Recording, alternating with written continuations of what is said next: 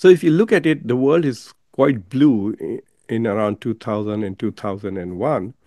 And as we move towards 2023, it becomes more and more red. What it is telling you is that China's trade dominance has increased so much so that now it dominates all of Asia, Eurasia, the global south.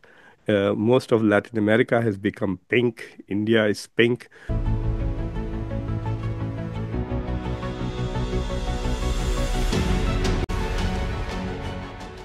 Welcome to Conversations. I'm Muqtedar, your host, and today I'm going to talk about the heating up of the trade war between the United States and China, the world's two most powerful economies. The two most powerful states in the world seem to be going at each other.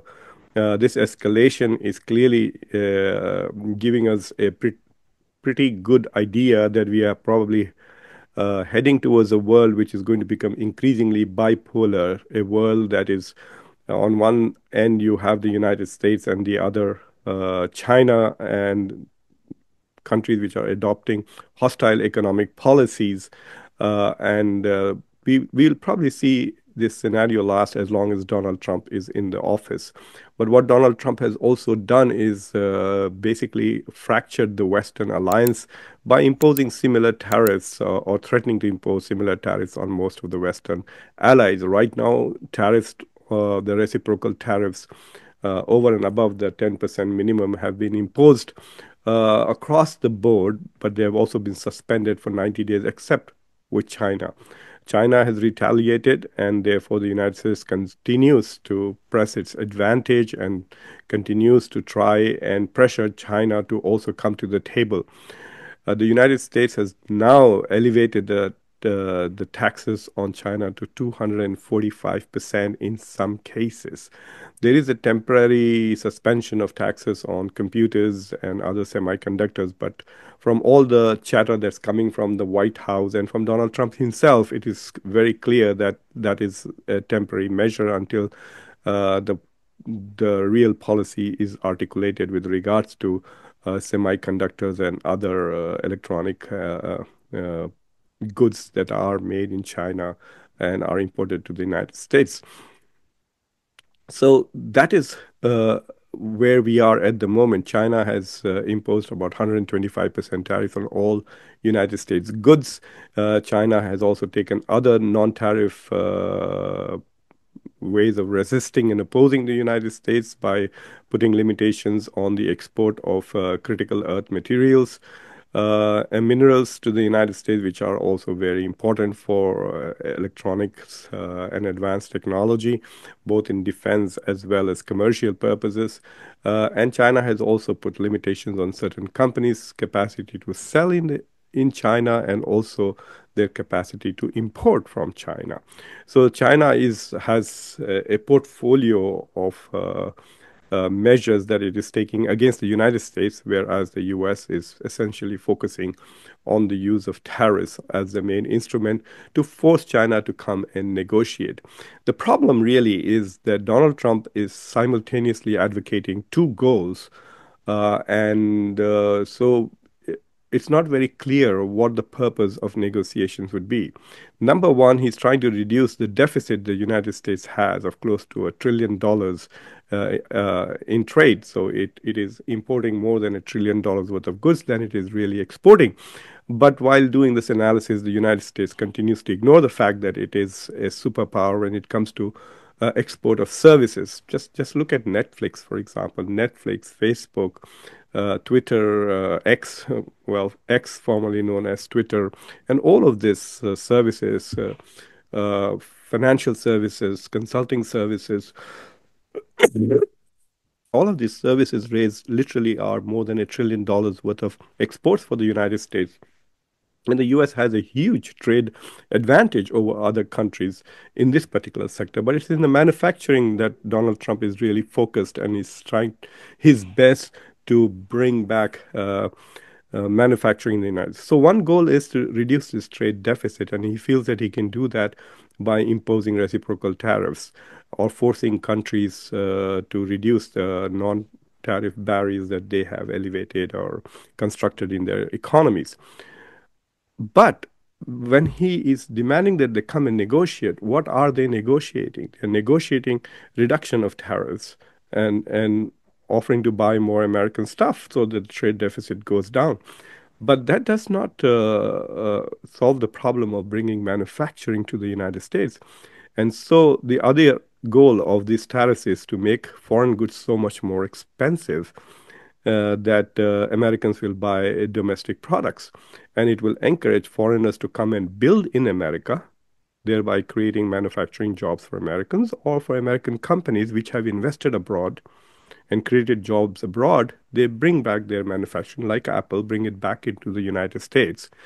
And then create jobs here.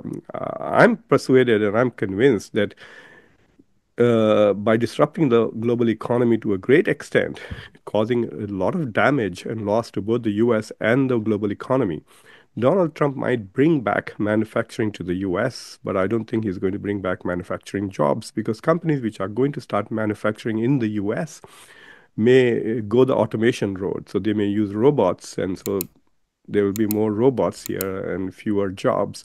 So, so there are these competing goals that Donald Trump is pursuing, and so I wish I could sit in on one of those negotiations so I could give you a much better understanding of as to how his team is balancing this. In all the interviews that they have been giving to the media, I mean, they are so busy negotiating with about 100 countries, but they still have a lot of time to be on television. The Trump administration has not really provided a very cohesive and sharply articulated strategy for achieving their goals, which is reducing trade deficits and also bringing manufacturing to the United States.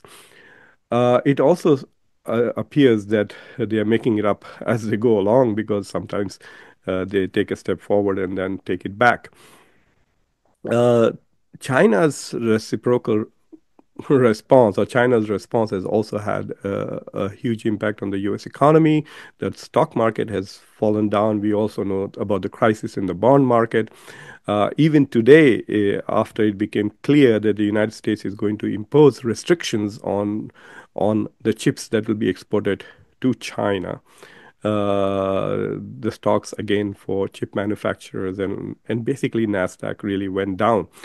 So the fallout from this tariff war continues, and the tariffs have not really actually been implemented at the moment. When they are, and if they are implemented, then we will see the impact on prices, on inflation, on the job market. And I think for that, we will probably have to wait a quarter or two to see the full economic consequence of what is happening. But meanwhile, how is China really responding besides this? Uh, Donald Trump has repeatedly invited Xi Jinping for a dialogue to come to America. He was the first person he invited for the inauguration, and Xi Jinping did not come. He sent his vice president to the inauguration. And then there was a proposal that China would be the first country that Donald Trump would visit. Donald Trump has not yet left the United States in his second term. And so there's more talk that he's probably going to go to Saudi Arabia, where he might meet Mr. Vladimir Putin, the president of Russia. But he, it, every time there's discussion about tariff war between US and China, Donald Trump says that he will be very gracious. All Xi Jinping has to do is pick up the phone and call. I mean, like, why can't Donald Trump pick up the phone and call Xi Jinping? So what is this? A hierarchy? And this sounds very traditional, neither modern nor postmodern.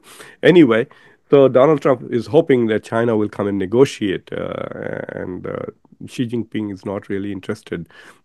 For him, that would be a sign of weakness, and he feels that the Chinese are in a stronger position, and they can actually win this war. So let us look at what he's doing and why he feels so confident. So first of all, if you look at the global economy, it's about 105 trillion dollars, and 33 trillion dollars is the total global trade. The total global trade is 33 trillion dollars. So about 30% of the global economy or global GDP is through international trade. Of this 33 trillion dollars, The United States contribution is about if I'm not mistaken. The U.S. has something close to $5.3 trillion is the U.S. trade internationally, and China's trade is about $1 trillion more, which is 6.2. So the two countries between them have close to 11 and a half, or one third of international trade is by China and the US, not between the US and China. That is actually quite low. The US and China trade is about 580 or $600 billion. So 600 of 3.3 trillion, sorry, 33 trillion, you can make a guess as to how much it is. 10% would be 3.3 and 5%. So it's less than 5%, the US-China trade between themselves, which tells you that they are that US-China trade itself is not very critical for the global economy because the total international trade is $33 trillion, and China-US trade is just $600 billion, not even $1 trillion. So it's not even 3%. So it is about 1.5 or 2%. Uh, so if they completely decouple, it should not have a huge impact on international trade. So it could go from $33 trillion to maybe $32.5 trillion. So in that sense, the global economy should be okay with the decoupling. But the kind of impact it can have on technology, on the economies of scale of certain industries. So there could be a selectively negative impact on certain sectors of the economy if the United States simply stops purchasing. So what is China's strategy? China feels that it is better suited to trade with the rest of the world because the United States, in a way, has declared an economic war on the whole world. He's imposed reciprocal tariffs on nearly 100 countries, and there are negotiations going on. Now, it's quite possible that a large number of countries will have a negotiated bilateral trade agreement with the United States, but because they are bullied into that, I'm not very sure they're going to be very happy about it. So there are two things Xi Jinping is doing. One, he has gone on a diplomatic offensive. So it's a charm offensive in Asia. So he just went on a trip to Vietnam, Malaysia, and Cambodia. These are countries with whom the trade between China and these countries are more than $100 billion. And these countries are also major exporters to the US. Vietnam exports more than $100 billion to the US, and so does Malaysia. So he has gone there to strengthen his relationship with Asian countries, and also basically telling them not to easily buckle under US pressure, stand up firm, we can survive without the US market. I think that's the message he's trying to do. And so the second thing he's doing is giving them access to the Chinese market. So in Malaysia and Vietnam, both he has promised to give greater access to these countries for their goods in China. So in that sense, what he's trying to do is he's trying to consolidate China's ascendance and dominance in the Asian economy. So I want you to watch this video. This video was it is from the Lowy Institute in Australia, and it is a very interesting video. It basically shows how from 2000 to 2000 and shall we say 23, from 2000 to 23, uh, how the trade relations between US and the world and China and the world changed. So let me pull it up, and so let's take a look at it, and you will realize as to why China and why Xi Jinping really feels that he is in a very strong position at the moment. So if you look at it, the world is quite blue in around 2000 and 2001. And as we move towards 2023, it becomes more and more red. What it is telling you is that China's trade dominance has increased so much so that now it dominates all of Asia, Eurasia, the global south. Most of Latin America has become pink. India is pink, except for Argentina, which I find interesting. because a lot of people were referring. When I was in Argentina, I was a fellow there for teaching U.S. foreign policy. People were calling, the Brazilians were telling me, you don't say Argentina, you should say Argentina. But apparently, you can see that Brazil and other countries have very strong economic relations with China, much stronger than the US, that they have become pink. And of course, even Greenland is trading more with China than the United States. So the US really dominates mostly North America and a little bit of Western Europe, and the rest of the world really belongs to China. So China feels far more comfortable. And I think Xi Jinping, if he looks at this map, he's going to say, oh my God, we already dominate most of the world. And the biggest and the most exciting part of the global economy is Asia. And in Asia, China is king. So I think that is one more reason why Xi Jinping feels that he can compete with the United States.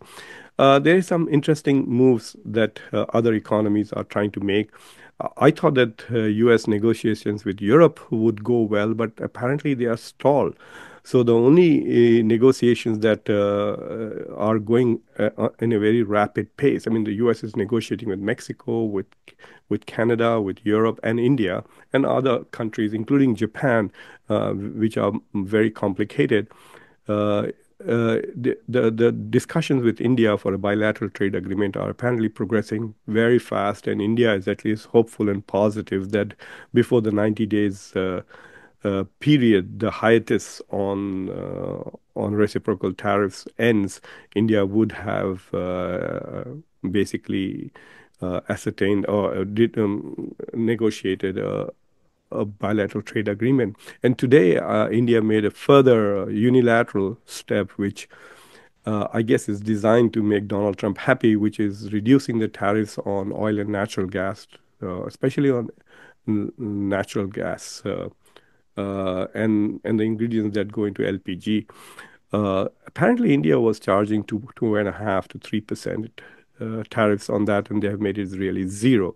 India consumes a lot of that. A lot of cooking in India is done through liquid propane gas, and so the ingredients that go into liquid propane gas can now be bought from the United States with zero tariffs. So this is, I think, another kind of concession that India is making to smoothen the negotiations that it is having with the US. So far, the reciprocal tariffs, which are at least delineated for India, is 26%, which is not very high. But that excluded the semiconductor and pharmaceutical products, and India exports a lot of those, especially pharmaceuticals, is over $10 billion. And Donald Trump's administration has made it very clear that for national security purposes, they want semiconductors as well as pharmacies, America's medicines, and America's weapons to be made in America. So, uh, will they make a concession to India, seeing that India is an important partner, an important ally, especially against China? So does the fact that the U.S. is now involved in a tussle with China give India an advantage? We will know all of that in a few months, but right now this is the situation. India has taken a positive step towards the U.S. by reducing additional. India has, since Donald Trump's election, has been reducing tariffs on many items, on luxury cars, on luxury goods, and now pharmaceuticals. Oh, sorry, on LPG. But of course, the real test would be on agricultural sector, which India has been trying to protect. Like, for example, India does not allow the U.S. to sell its corn in India. Will that happen? So we will see what happens. But right now, it does seem that China is not willing to play ball on Donald Trump's terms. And if that was not what Donald Trump anticipated, like if he thought that China would also come to the table to negotiate, then what does it do to Donald Trump's strategy? That is the question. I mean, if this is something unexpected happening, then the plan that they have to restructure the global economy and restructure America's economy, what happens to that plan? I mean, this would be the biggest, shall we say, wrench in the whole affair. So anyway, so that is where we are with this heating up of the trade war between the U.S. and China. Uh, I also wanted to tell you that the Donald Trump's administration is not just dealing with the trade issues, also dealing with immigration, and also cutting of government, uh, and also cutting taxes, etc. So Donald Trump is charging on many fronts, and so the scenario here, when we look at politics here, it looks very chaotic and complex, and it is very difficult to fully visualize what the interconnections are, like what is going to happen with this anti-immigration policy. So, for example, uh, like told you that the US is a champion of exporting services, but if international students are afraid to come to the US, then what happens to the $43 billion international student receivables that America gets? What about tourists? Are they, if people are afraid to come to the United States because of the way people are being treated when they come here, even on valid visas? So it is going to impact U.S. trade, U.S. Tourism. It could impact education. Apparently, a lot of even American students are now applying to Canada for admissions for colleges. So we are going into uncharted territories, not fully understanding what the impact of one policy will be on another sector. So keep your eyes glued to Conversations. Subscribe to the channel, like this video, press the bell icon, and don't forget to share it with your social political network, because things are getting very, very interesting from a purely academic point of view, but they are getting very stressful and troubling for those of us who are actually living through this. So please continue to subscribe to the channel and hang on there as we continue to understand what is unfolding. So until next time, I'm your host, Muqtedar Khan. Take care.